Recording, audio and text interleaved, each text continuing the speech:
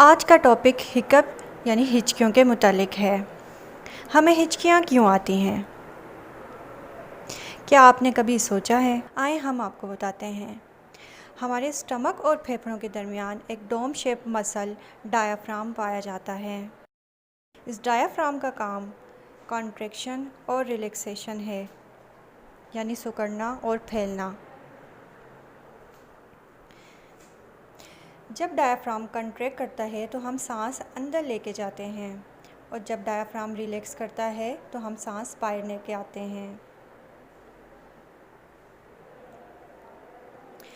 कभी fast food ज़्यादा खाने की वजह से या बहुत तेज़ खाने की वजह से स्टमक में सोजिश हो जाती है, तो डायाफ्राम का नॉर्मल कंट्रैक्शन प्रॉपर नहीं हो पाता और जर्की कंट्रैक्शन करता है। इस जर्की कंट्रैक्शन की वजह से